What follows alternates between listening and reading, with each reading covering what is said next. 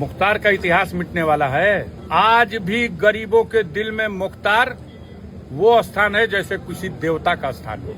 पूर्वांचल की सियासत में मुख्तार अंसारी के नाम की एंट्री से बड़ी हलचल। अब्बास अंसारी ने संभाला मोर्चा, भाई अफजाल ने भी किया पुराने जुल्मों का जिक्र। ब्रजेश सिंह हैरान, क्या बदलेगा सारा समीकरण। जब तक मुख्तार जिंदा थे तब तक बिल में घुसे थे। एक बयान से आया पूर्वांचल से लखनऊ तक भूचाल। समाजवादी पार्टी ने कर दिया बड़ा ऐलान, अब पूर्वांचल में झोंकी सियासी दलों ने ताकत। कहते हैं पूर्वांचल की सियासत में कभी कभी एक बयान पूरे चुनावी माहौल का रुख बदल देता है, और इस बार भी कुछ ऐसा ही हुआ है, क्योंकि जिस मुख्तार अंसारी को लेकर तमाम चर्चाएं पूर्वांचल में होती थी वो अब फिर से होने लगी हैं, जिसने ब्रजेश सिंह को भी हैरान कर दिया है। क्योंकि सपा सांसद और मुख्तार अंसारी के भाई अफजाल अंसारी ने जो बयान दिया है उसने पूर्वांचल से लेकर दिल्ली तक सियासी तपिश बढ़ा दी है।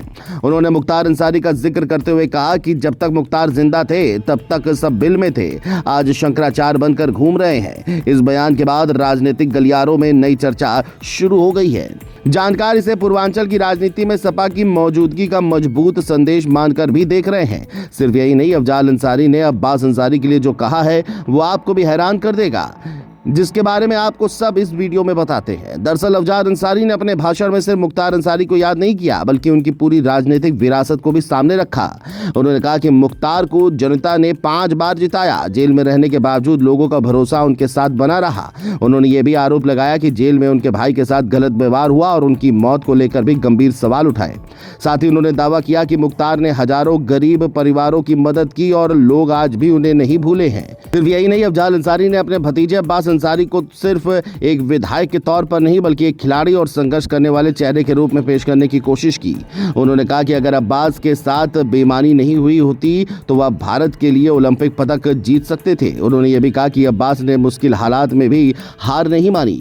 राजनीतिक जानकार मानते हैं कि यह संदेश सिर्फ अब्बास की तारीफ तक सीमित नहीं था, बल्कि आने वाले समय में उन्हें पूर्वांचल की राजनीति में बड़ी भूमिका देने का संकेत भी माना जा सकता है। आपको बता दें कि पूर्वांचल की राजनीति हमेशा से उत्तर प्रदेश की सबसे अहम राजनीतिक जमीन मानी जाती रही है। मऊ, गाजीपुर, जौनपुर, बलिया और आसपास के जिलों में हर बड़ा राजनीतिक बयान दूर तक असर छोड़ता है। यही वजह है कि अफजाल अंसारी के इस भाषण के बाद अलग अलग तरह की राजनीतिक चर्चाएं शुरू हो गई हैं।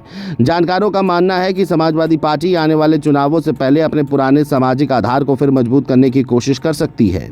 अब सबसे ज्यादा नजर इस बात पर रहेगी कि पूर्वांचल की दूसरी राजनीतिक ताकतें इस पूरे घटनाक्रम पर कैसी प्रतिक्रिया देती हैं, खासकर उन इलाकों में जहां लंबे समय से अलग अलग नेताओं का मजबूत प्रभाव रहा है। राजनीतिक हलकों में चर्चा है कि आने वाले दिनों में पूर्वांचल में बयानबाजी और राजनीतिक गतिविधियां और तेज हो सकती हैं। हालांकि किसे कितना फायदा या नुकसान होगा ये अभी कहना जल्दबाजी होगी, लेकिन इतना तय है कि अफजाल अंसारी के इस बयान ने बहस का नया दौर जरूर शुरू कर दिया है।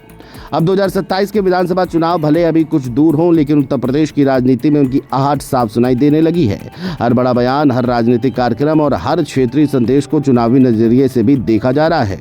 अफजाल अंसारी ने एक बार फिर मुख्तार अंसारी की विरासत को राजनीतिक चर्चा के केंद्र में ला दिया है। अब देखना होगा कि आने वाले दिनों में यह मुद्दा सिर्फ भाषणों तक सीमित रहता है या फिर पूर्वांचल की चुनावी राजनीति में भी इसकी गूंज सुनाई देती है।